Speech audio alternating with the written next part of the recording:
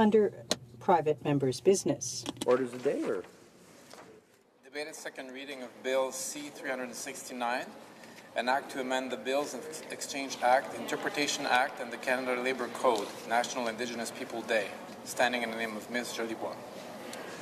Ms. Jolibois, appuyée par Madame Moore. Seconded by Ms. Moore. Bill 369, an act to amend the Bills of Exchange Act, the Interpretation Act, and the Canada Labour Code, National Indigenous Peoples Day, be now read a second time and referred to the Standing Committee on Canadian Heritage. Debate. The Honourable Member for Desnethé-Missinippi-Churchill.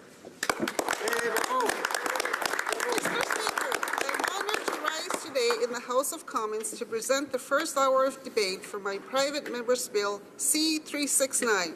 In short, my bill seeks to make National Indigenous Peoples Day a national statutory holiday.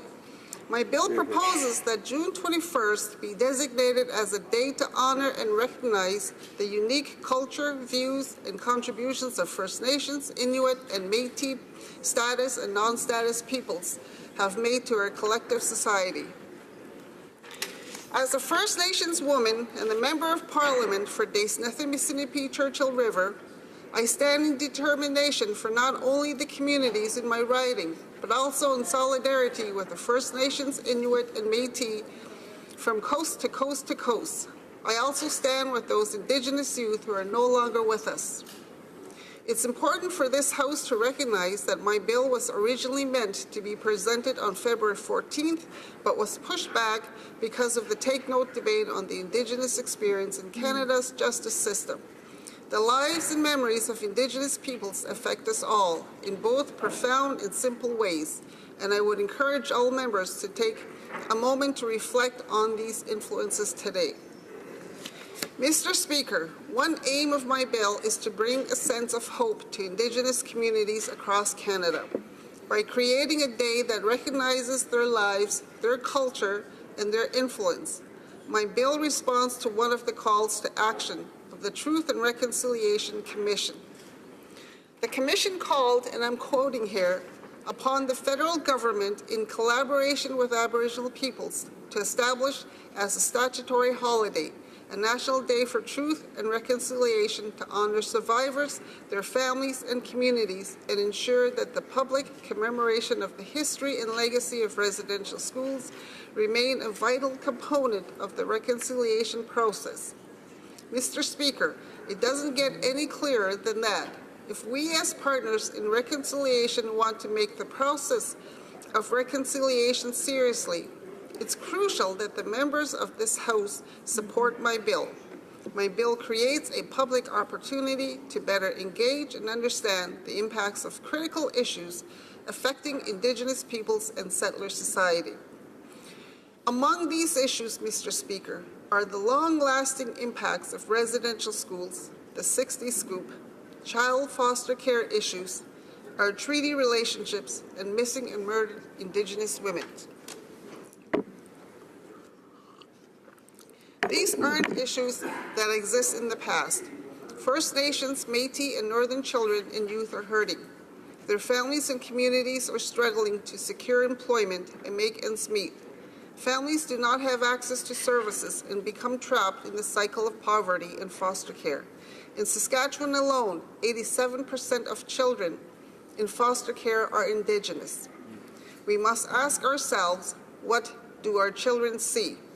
Do Indigenous children and youth, girls in particular, see a country that in both word and deed champions their intrinsic importance? Do the different levels of government and those in different positions of authority communicate that their lives are valued? Let us reflect on these questions as we consider the overrepresentation of Indigenous children in foster care, the high rates of missing and murdered Indigenous women, and the overrepresentation of First Nation, Inuit, and Métis in corrections facilities and prisons. Mr. Speaker, more than 2 years ago, in the ruling of the Canadian Human Rights Tribunal was clear.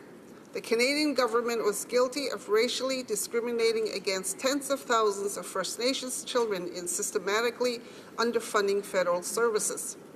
The tribunal's ruling called on the federal government for immediate, medium, and long-term reforms so that children can receive the treatment they deserve. Children are entitled to feel safe, to be cared for, to feel and be valued, and they deserve the same opportunities as everyone else. Now that we see the budget for 2018, we acknowledge the commitment from the government to help Indigenous people in Canada. However, funding is only one aspect of the reconciliation project. Canadians also need encouragement towards understanding Indigenous history, identity, and nationhood in tandem with Canadian history.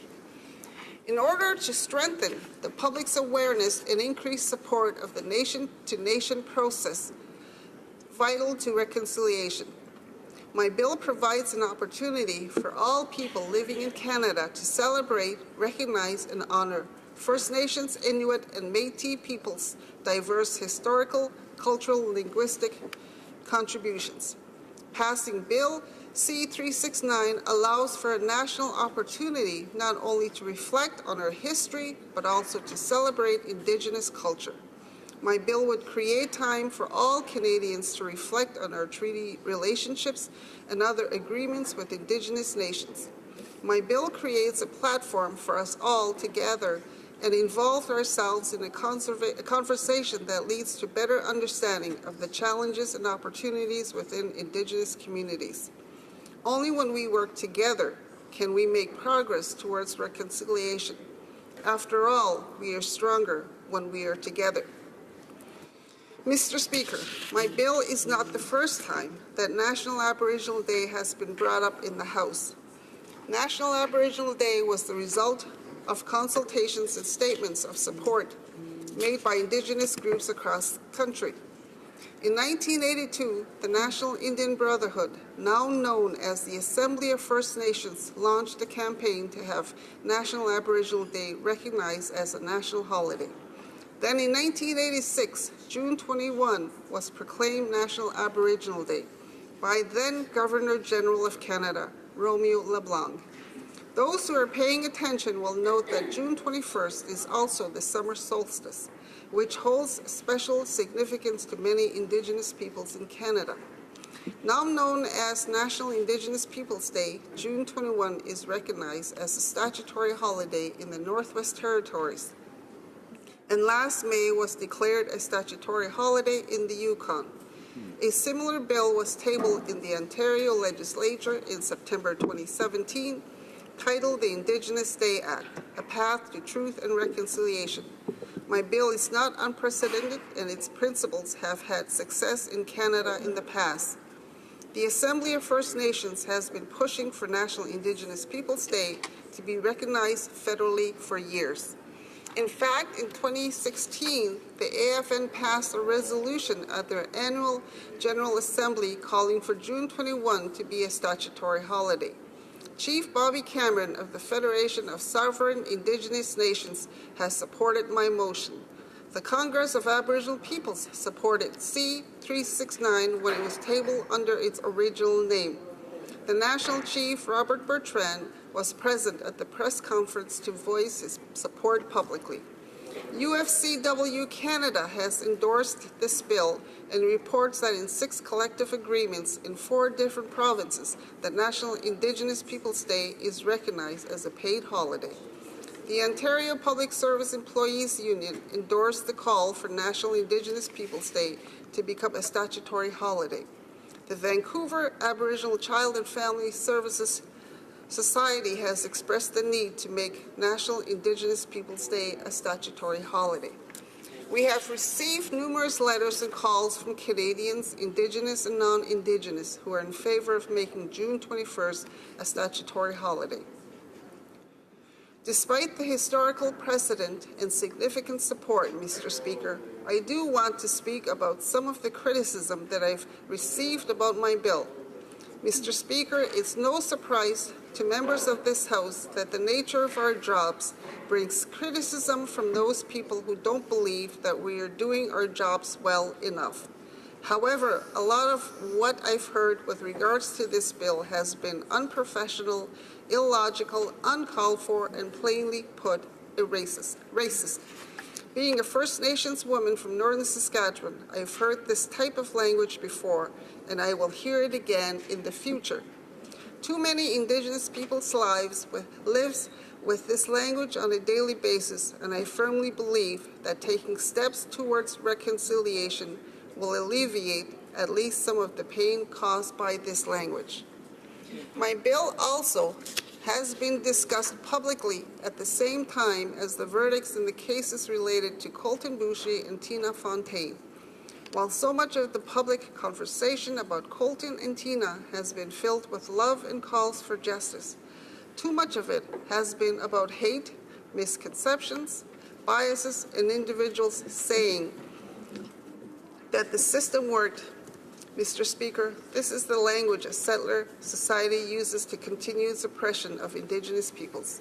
Individuals will always be free to speak their minds, but if this government is committed to changing the conversation with and about Indigenous peoples in this country, we need to take steps that will change the spaces in which those conversations to take place.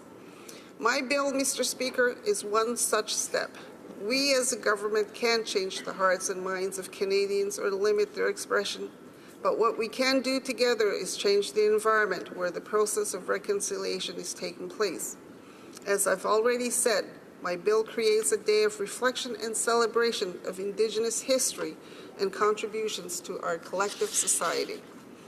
It takes the extra step of allowing most Canadians a day off work to join our Indigenous friends and neighbours in celebrating their cultures and remembering their history.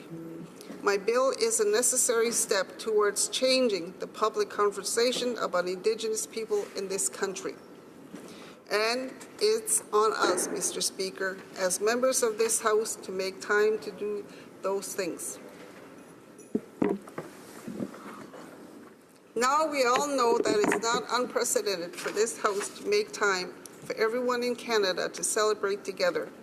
Every year, Canadians gather on July 1st to celebrate the history of our nation, and most people are given the day off to celebrate with their neighbours.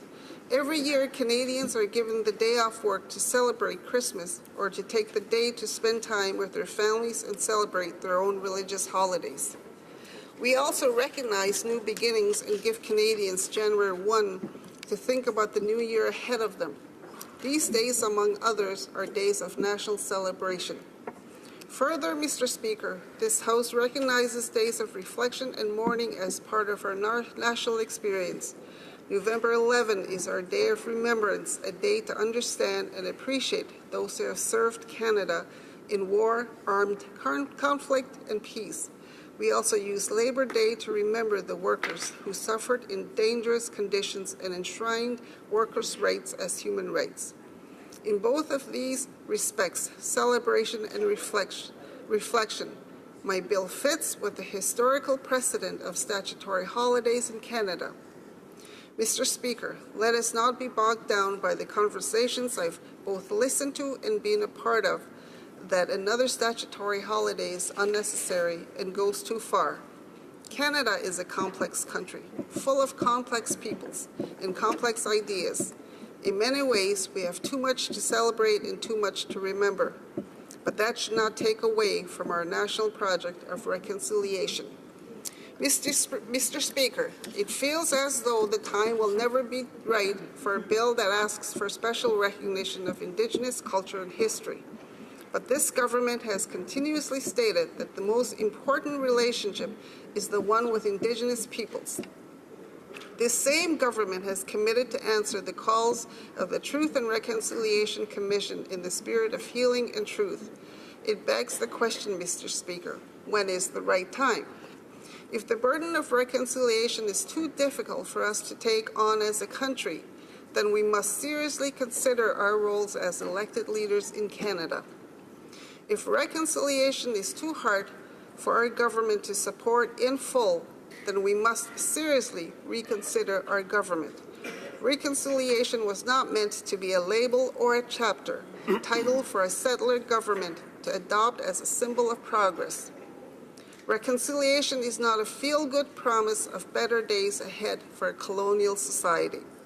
Reconciliation is not seeing the indigenization of our institutions for the betterment of those who are already in power. First Nations, Inuit, and Métis people are tired of waiting for the right time to come along. Mr. Speaker, Indigenous people can't wait for the next election year to get another empty promise from the government. I asked as elected officials we go beyond talking points and formally create June 21 as a statutory holiday. National Indigenous Peoples Day will create an opportunity to share, to celebrate, and to open up a dialogue for all people living in Canada to better understand and empathize with First Nations, Inuit, and Métis people. I encourage the honourable members on all sides to consider this bill to begin building the bridges of understanding between Canada and the First Nation, Inuit, and Métis peoples. Thank you, Mr. Speaker. Questions and comments, questions et commentaires.